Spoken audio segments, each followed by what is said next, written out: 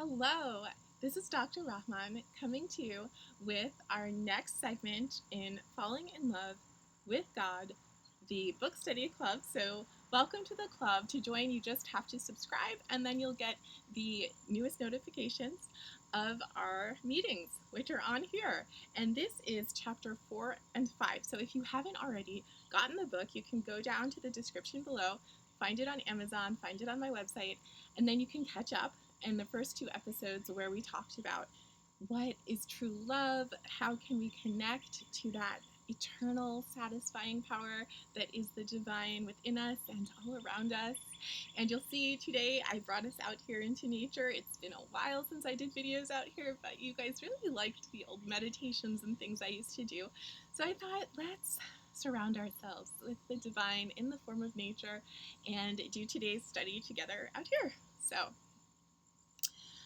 basically, as I said, there are spoilers a little bit, so if you want to read the book first and then jump back in, you're welcome to. Now, we're on chapter 4, and our character is starting to delve into some really mystical practices that are nourishing her, and so we're going to go through just asking questions about how you can also do these practices in your life, and what might be the benefit, and how could you approach that.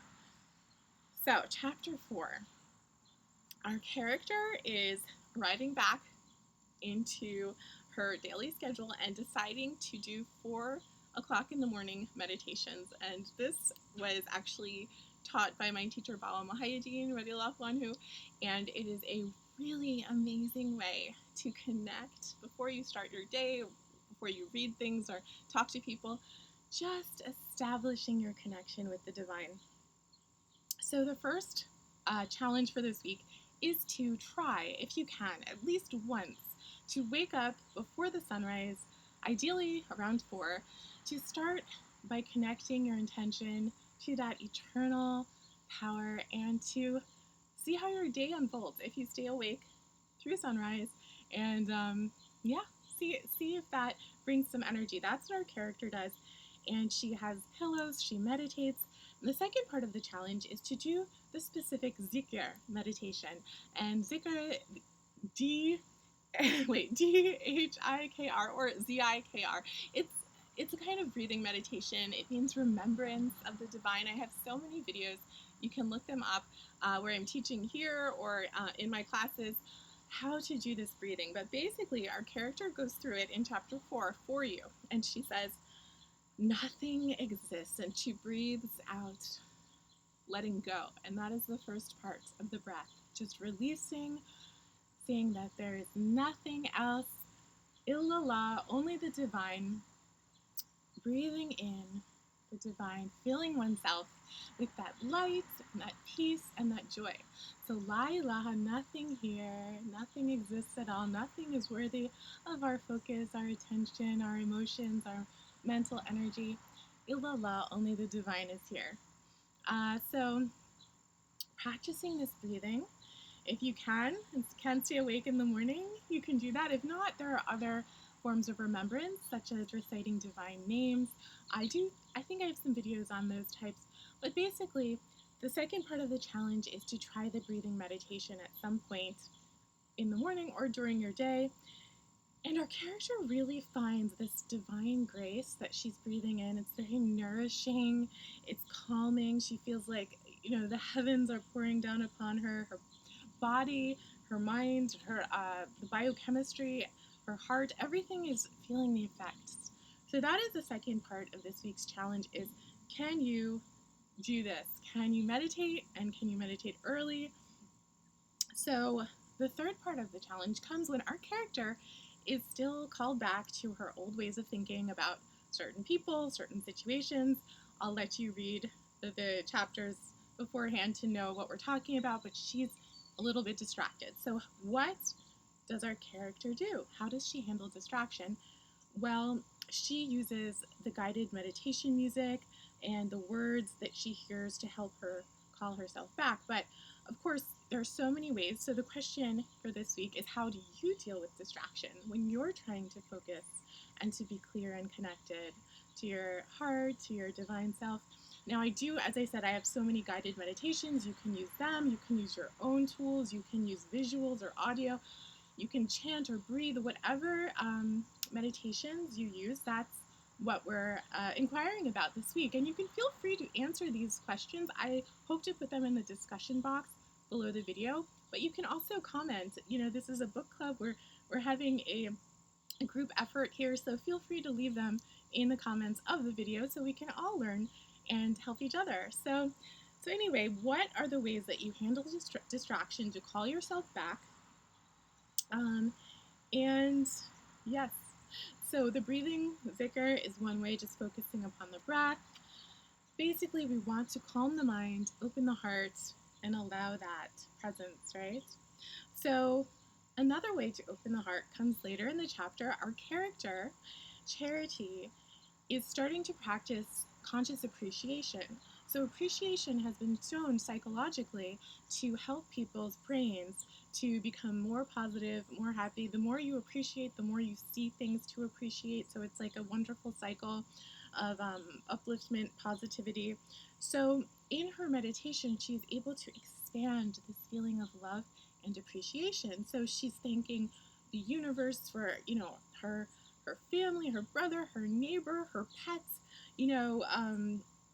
basically for all the people she met on her travels. Her heart is just filling up and radiating love.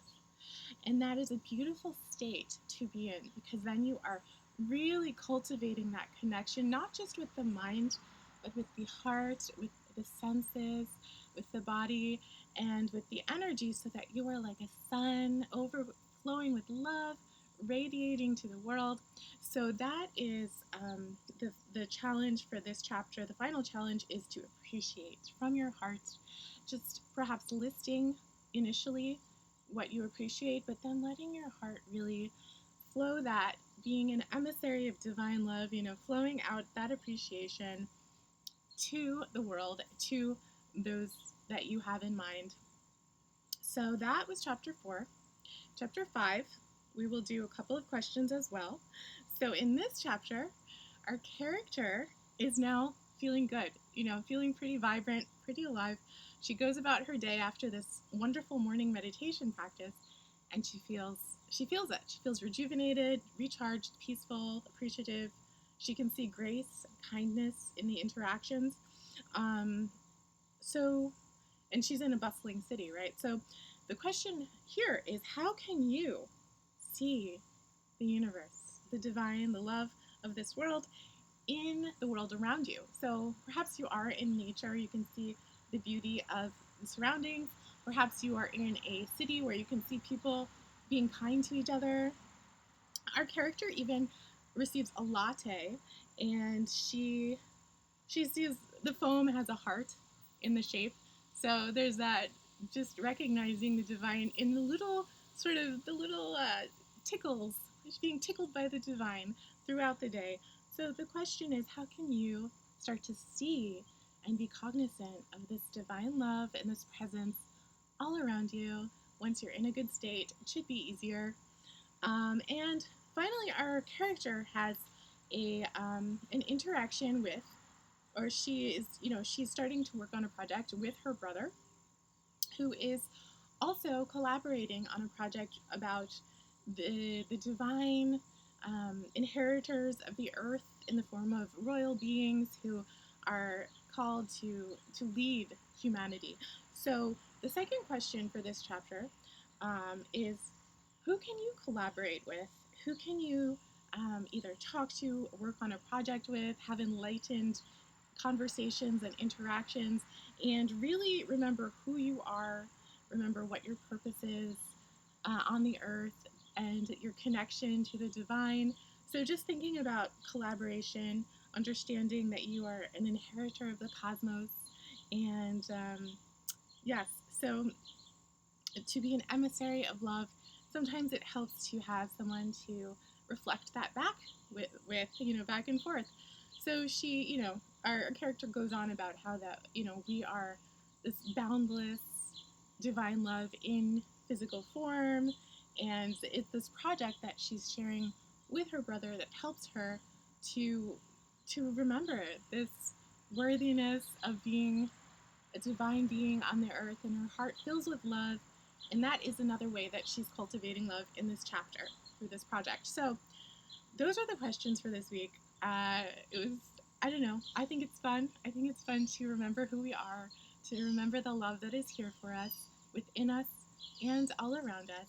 So I hope you enjoyed this week's study. And yeah, so like I said, subscribe if you want the videos, and we will continue with this book club. And yeah, share it if you know anyone who might enjoy.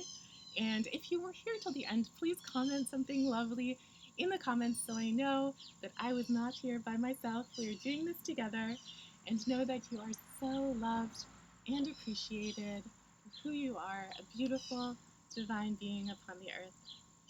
Until next time, take care.